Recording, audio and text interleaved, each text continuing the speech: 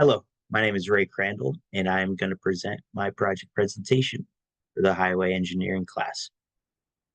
So, the purpose of this project was to find a piece of property and design a multi lane road. We had to take certain things into consideration, such as cut and fill, drainage, cost, and other sorts of design parameters. The existing location of my property was 4H. I acquired this property for $500. The terrain is very hilly with a valley, and construction will require a decent amount of cut and fill. That is my prediction. The goal. The goal of this project was to create a road spanning from the west to the east side of the property. As we can see, there's a variety of elevation changes that are going to be a challenge for us to overcome. And right here is the layout of my proposed road. All right, for horizontal alignment, the number of lanes determined in each direction was 2.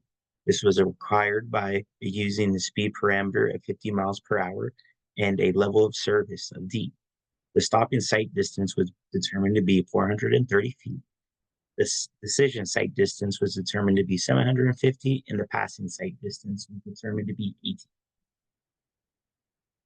And here are my calculations for my horizontal alignment. You can see there. All right, for my vertical alignment, there was one side curve that had to be accounted for.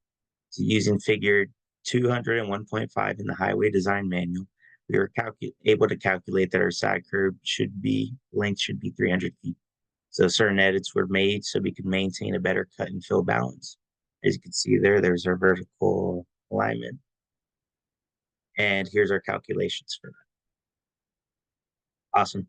So for our earthwork, we weren't exactly where we wanted to be. As you could see, the net is severely on the cut side, being very heavy. And unfortunately, this occurred because there was a big mountain right where we put our road. So realistically, tunneling would probably be the better alternative for this instead of just digging out a whole mountain. That's what I would recommend. For culverts, we had to add 3 culverts to the project. And for this reason, indeed, we had a very big drain. A lot of rain was coming in because we built in a valley. So culverts were very needed in certain areas. And obstruction. There was only one obstruction needed for my property. So I placed it in an area where we had straight road that didn't affect drivers stopping safe. Thank you so much for listening. Have a wonderful day.